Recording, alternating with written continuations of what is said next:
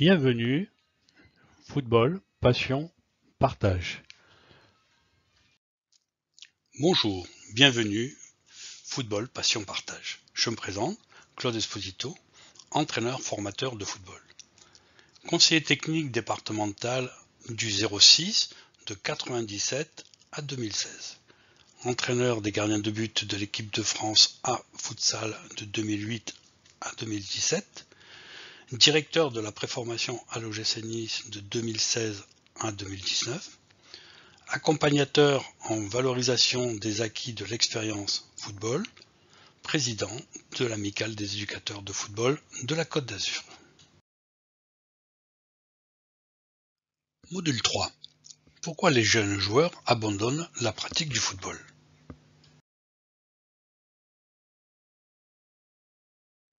Présentation du thème. Thème abordé. Pourquoi les jeunes abandonnent la pratique du football? Moi, éducateur, comment éviter cela? Définition. L'abandon de la pratique. Action de renoncer à poursuivre une épreuve sportive, une compétition. L'abandon peut se manifester de deux façons. Il peut impliquer soit une cessation complète de toute pratique sportive, soit le remplacement de l'activité sportive par une autre activité, qu'elle soit de nature sportive ou non.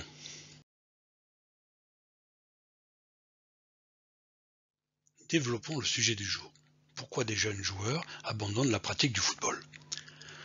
L'héritage familial a des conséquences importantes sur la pratique par les adolescents.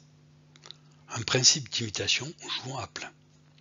Chaque année, environ un tiers des jeunes de 10 à 17 ans laissent tomber la pratique d'au moins un sport, le plus haut taux d'abandon sportif étant observé vers l'âge de 11-12 ans. Si certains ne font que changer de sport, d'autres décrochent complètement. Nous savons que l'enfant fait du sport pour s'amuser, appartenir à un groupe, améliorer sa technique, réussir un acte, une action, obtenir de la reconnaissance, faire quelque chose d'excitant, se mettre en forme. Le facteur décisif, rechercher du plaisir. Et nous savons également pourquoi il abandonne le sport. Autre intérêt, par ennui, l'ambiance du club ou de l'équipe, l'attitude du personnel d'entraînement et sa relation avec ce dernier, manque de succès, à cause des pressions, l'engagement, l'implication et l'attitude des parents, manque d'intérêt de leur entourage sur son activité, départ de leurs amis, le temps de jeu accordé dans le sport collectif, ne s'amuse plus. Le facteur décisif, la perte de plaisir est la raison principale.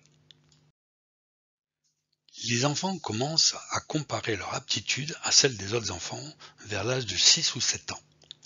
Ils commencent alors à se demander si les autres peuvent faire la même chose qu'eux. Ils qualifient de difficiles les choses que très peu d'enfants réussissent à faire. Ce n'est que vers l'âge de 12 ans que l'enfant pourra faire la différence entre l'aptitude, la chance, l'effort et le talent sportif. Les enfants d'environ 10 ans et moins croient que le succès et les bons résultats sont le fruit des efforts fournis et leur vaudront l'approbation de la société. Ils n'ont pas d'attente précise quant à leur succès futur dans le sport, car leur capacité à évaluer leur propre aptitude se développe très lentement. Ils croient que ceux qui y mettent l'effort réussiront et ceux qui réussissent ont travaillé fort. Pour les enfants de cet âge, terminer la course peut signifier le succès, qu'ils aient terminé premier, deuxième ou 20e. Le succès pour un enfant s'exprime par « J'ai réussi mon premier plongeon renversé devant mon père et mon frère. J'ai nagé toute la longueur de la piscine sans aide. J'ai été le seul qui a réussi à le faire pendant l'entraînement. Je me suis beaucoup entraîné et, un jour, j'ai réussi un... »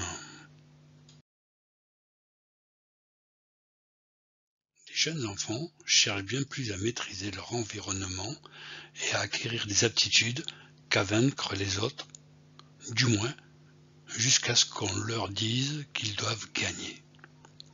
L'effort demeure plus important que le résultat.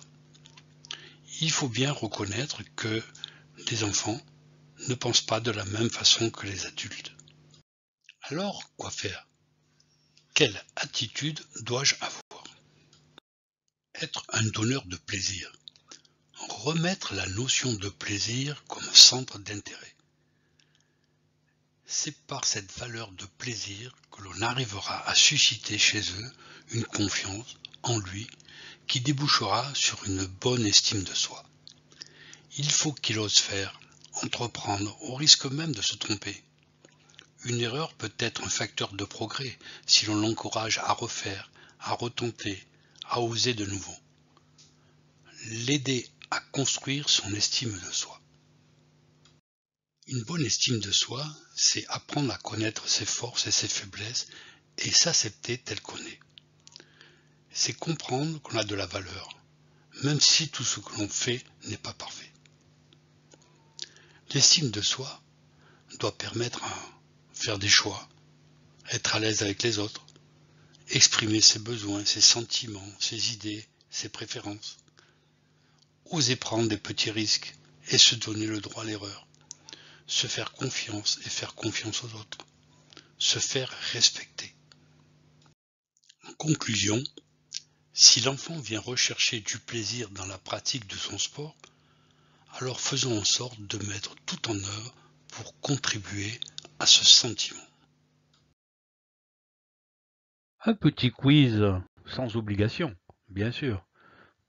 À vous de jouer.